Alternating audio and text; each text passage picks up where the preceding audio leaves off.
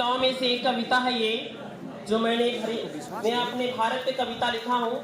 और मैंने अभी कहा कि ये कविता जो है अपने देश की गुलामी से लेकर आज़ादी तक की कितनी बलिदान हुए हैं, मैं अपनी कविताओं के माध्यम से मैं इसमें व्यक्त किया हूँ।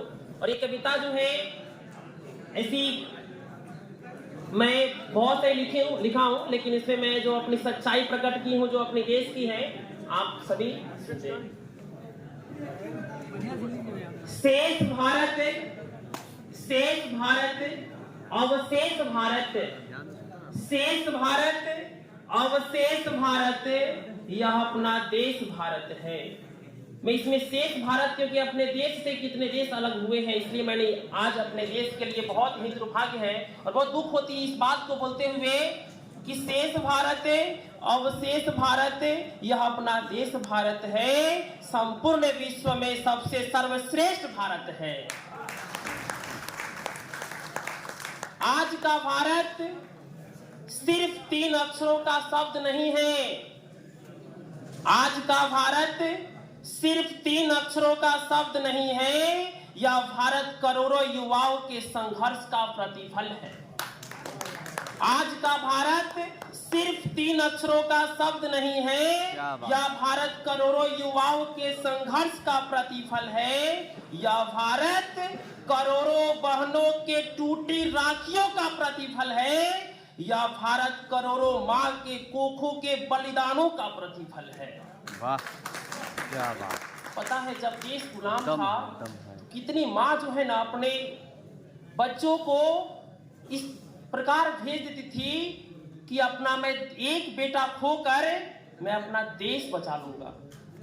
समझे? इसलिए मैं कह रहा हूं मैं अपनी कविताओं के माध्यम से कि यह भारत करोड़ों माँ के कोखों के बलिदान का प्रतिफल है। यह भारत करोड़ों महिलाओं के सिंदूर का प्रतिफल है। यह भारत करोड़ों देशवासियों का समर्पण का प्रतिफल है। यह भारत करोड़ों बहनों के टूटी राखियों का प्रतिफल है।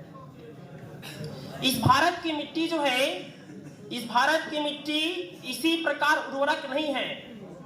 इस भारत की मिट्टी इसी प्रकार उर्वरक नहीं है। इस मिट्टी में वीरों के रक्त और माओ के कोखों के बलिदानों से उर्वरक है। आज जो इस भारत की मिट्टी जो उर्वरक है, यह भारत की मिट्टी इसी प्रकार उर्वरक नहीं है। यह मिट्टी जो है कितने करोड़ों हमारे वीर बलिदान दिए, उस वीरों के रक्त और माओ के कोखों के बलिदान से यह इस भारत की मिट्टी उर्वरक है। देखिए, हुआ एक छोटी सी घटना है जो हमें बहुत ही प्रेरित करती है। जब अपना देश गुलाम था तो उस गुलामी समय में जो है एक अंधा व्यक्ति, एक अंधा लड़का जो है सुभाष चंद्र बोस के आजाद हिंद फौज में शामिल होने के लिए जाता है अपने माँ के साथ। सुने के ध्यान से, बहुत अच्छी कहानियां हैं जो हमें मैं अपने आजादी की समय को याद दिलाती है, कैसे जो है व्यक्ति अपने देश के लिए कुर्बानी दिए थे। तो हुआ क्या कि एक अंधा व्यक्ति जो है अपने माँ के साथ आजाद हिंद फौज में शामिल होने के लिए जाता है। तो उस समय जो है वह सुभाष चंद्र बोस उस व्यक्ति को देखते हैं कि ये अंधा व्यक्ति है। तो अंधा व्यक्ति कहता है कि मैं आपके जिस फौज में शामिल होगा। अंधा व्यक्ति कहता है कि मैं आपके फौज में शामिल होऊंगा। तो सुभाष चंद्र बोस कहते हैं कि तुम तो अंधे हो, तुम इस फौज में शामिल होकर तुम क्या करोगे? क्या तुम गोलियां चला पाओगे? क्या तुम अंग्रेज को मार पाओगे? अंधे व्यक्ति कहता है कि मैं अंधा हूं, मैं गोलियां चला नहीं सकता, मैं अंग्रेज को मार नहीं सकता, पर मैं अंग्रेज की एक गोली खाकर मैं अंग्रेज की एक गोली कम तो कर सकता हूं। ऐसे व्यक्ति हुए जो हम अपने देश के लिए अपने आप को जो है कुर्बान कर दिए। देखिए, इसलिए कहते हैं आज के जमाने में क्या है कि युवा का सिर्फ एक ही मतलब है, इश्क।